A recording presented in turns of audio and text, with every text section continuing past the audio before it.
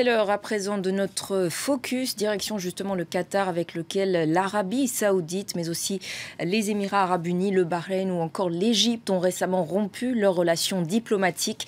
Raison invoquée officiellement le soutien présumé de Doha au terrorisme et sa proximité avec l'ennemi juré des Saoudiens, l'Iran.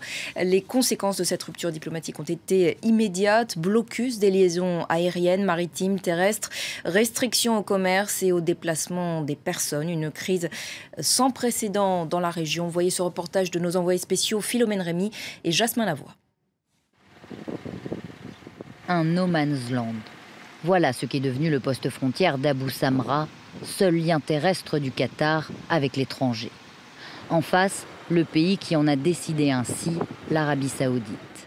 Habituellement ici, des milliers de personnes en transit et des centaines de camions pour approvisionner le petit émirat. L'objectif de Riyad et ses alliés dans cette guerre d'influence, asphyxier leurs voisins. Les victimes collatérales sont nombreuses. La première n'est qu'à quelques centaines de mètres d'Elip et sa station-service vide.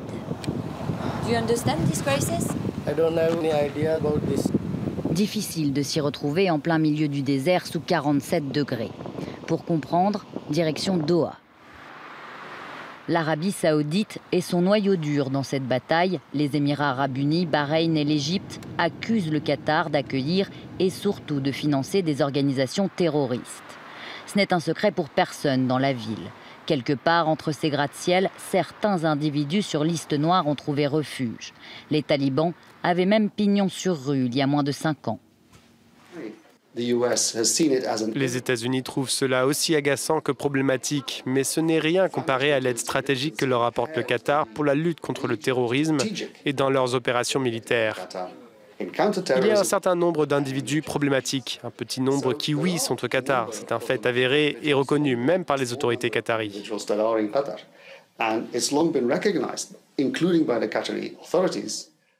La plus grande base militaire des États-Unis dans la région se trouve au Qatar. Les alliances de l'État gazier agacent ses voisins, surtout celles avec leurs ennemis.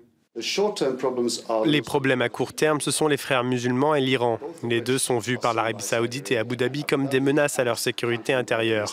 Le problème à long terme, c'est que le Qatar a fait le choix d'avoir ses propres positions politiques et d'émettre un jugement sur la gestion de la politique régionale. Le Qatar n'en fait qu'à sa tête. Il a décroché la Coupe du Monde 2022 et fait beaucoup de bruit, surtout depuis la création d'Al Jazeera, la chaîne d'information la plus populaire du monde arabe.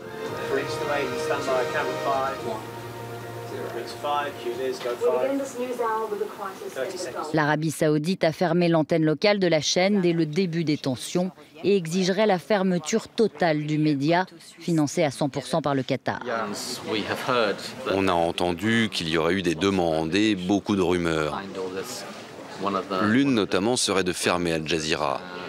Laissez-moi vous dire que nous continuerons à suivre notre ligne éditoriale.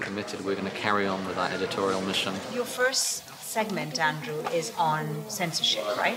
Censorship and the threat to use cybercrimes law to silence people. Une ligne éditoriale que ses détracteurs jugent trop favorable aux islamistes et surtout aux frères musulmans. On peut tout dire sur Al Jazeera? On peut tout dire. En ce qui nous concerne, en tout cas, on peut tout dire. Le premier jour de la crise, notre directeur de l'info avait un message, c'était « Nous sommes des journalistes et on le reste ». Continuer malgré l'ouragan et contourner les mesures de la coalition anti-Qatar. Dans le port de Doha, la monarchie veut en faire la démonstration aux journalistes après l'ouverture de 2 nouvelles liaisons maritimes avec Oman. En coulisses, chaque camp essaye de créer de nouvelles alliances. Qui sont vos nouveaux amis? Mon ami, on ne parle pas de nos amis. On en a plein des amis. Ce sur quoi on travaille, c'est le port d'Ahmed. On va faire l'un des plus importants ports du monde. Comme si cette crise diplomatique, la plus grave depuis des années, n'existait pas. Pourtant, dans les prestigieuses universités de Doha, la jeunesse qatari ne parle que de ça. J'ai l'impression qu'il y a de l'espoir parce que nous sommes voisins. Je ne sais pas comment ça peut évoluer dans le futur, car on ne peut effacer quelque chose comme ça. On peut essayer de le réparer, mais pas de l'effacer. Si ce n'est pas le premier conflit entre les partenaires du Golfe, celui-ci est sans précédent. Et la partie semble loin d'être terminée sur l'échiquier régional.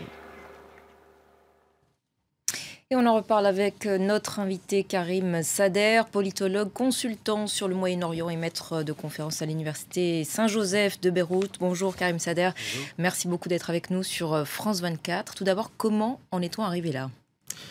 Alors, il ne faut pas penser que du jour au lendemain, l'Arabie Saoudite a décidé comme ça d'imposer un blocus sur son voisin. C'est en fait des désaccords structurels très vieux, très anciens qu'il y a entre ces deux pays, mais aussi entre le Qatar et les alliés de l'Arabie Saoudite qui ont rejoint donc le royaume saoudien dans cette stratégie d'étranglement, d'isolement, qui sont les Émirats arabes unis, l'Égypte et d'autres pays encore.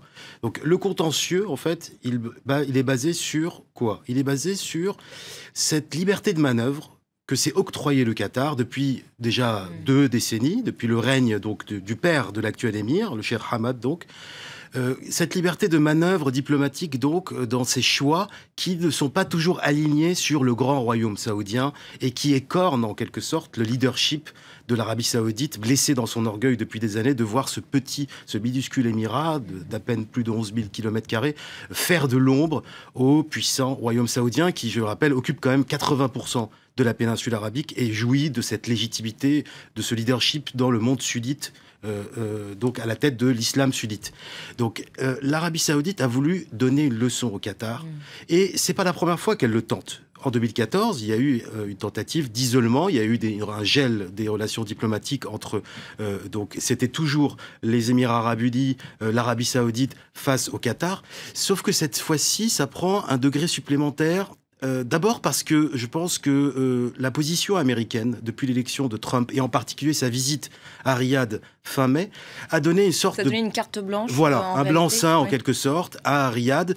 Alors d'abord, il faut savoir que l'administration Trump a renoué avec une rhétorique anti-iranienne avec laquelle elle avait voulu rompre. Oui, lors du fameux discours absolument. Donc au monde arabe lancé par Donald Trump durant sa visite à Riyad. Voilà, donc il a en quelque sorte ravivé ce clivage entre l'Iran et l'Arabie Saoudite, ce que Barack Obama justement voulait rompre, c'est-à-dire créer lui plutôt un équilibre, d'où d'ailleurs les accords donc noués entre l'administration Obama et Téhéran sur le nucléaire. Donc l'administration Trump est venue balayer cela d'un revers de la main et donc en quelque sorte a donné carte blanche à l'Arabie Saoudite pour reconstituer un front anti-iranien dans la région. Et qui est l'acteur qui ne veut pas s'aligner caricaturalement parce qu'il n'en a pas l'intérêt sur cette ligne de fracture entre sunnites et chiites, entre l'Iran et l'Arabie Saoudite, c'est le Qatar. Parce que, il n'y a pas intérêt parce qu'il a des intérêts communs. Pour plusieurs raisons. D'abord, je commencerai par parler de sa vulnérabilité, tout simplement. L'Émirat est un tout petit, minuscule territoire qui a conscience de sa vulnérabilité, d'où d'ailleurs ce développement de ce soft power qatari, c'est-à-dire le rayonnement par des moyens non coercitifs, par la force de frappe financière, par le gaz, par les médias, on l'a vu avec Al Jazeera, donc des tas d'instruments qui ont été développés par le Qatar pendant des années parce qu'il a conscience qu'il est trop vulnérable pour être aux avant-postes d'une confrontation entre ces deux puissants voisins. Donc, il n'a pas intérêt, il a toujours intérêt à jouer le rôle de médiateur. Il faut savoir aussi, évidemment, que le Qatar partage avec son voisin iranien le gigantesque gisement, l'un des plus importants au monde, offshore, qui s'appelle North Dome côté qatari et South Pars côté iranien, et que depuis la fin des sanctions sur l'Iran, Téhéran reprend les activités sur ce gisement, et donc il y a un axe de coopération important sur le plan énergétique entre ces deux voisins. Donc, l'Arabie Saoudite profite donc de ce contexte que je viens de rappeler par rapport à la position américaine, d'un consensus avec ses voisins qui ont aussi des soldes, des comptes à régler avec le Qatar, et cette fois-ci ça concerne le soutien du petit Émirat aux frères musulmans, qui est donc, on retrouve les acteurs qui sont ennemis des frères musulmans aujourd'hui aux côtés de l'Arabie Saoudite, c'est-à-dire les Émirats arabes unis, le régime égyptien de Sisi, le régime militaire, donc pour qui les frères musulmans sont la bête noire. Donc ce consensus-là s'est créé autour donc de l'Arabie Saoudite pour isoler le Qatar grâce en partie à la carte blanche américaine. Et donc l'accusation principale invoquée, enfin la raison invoquée de cette rupture diplomatique, à savoir le soutien du pays au terrorisme, pour vous, c'est qu'un prétexte? C'est un prétexte, effectivement, oui. C'est un prétexte qui fondé, peine malgré tout à masquer. C'est fondé. Je ne pense pas que l'Arabie saoudite soit bien placée pour donner des leçons en termes de soutien à des mouvances djihadistes au Qatar. Non, je pense que tout cela peine à masquer une véritable lutte de leadership géopolitique à l'intérieur donc du monde sunnite. Merci beaucoup Karim Sader pour votre éclairage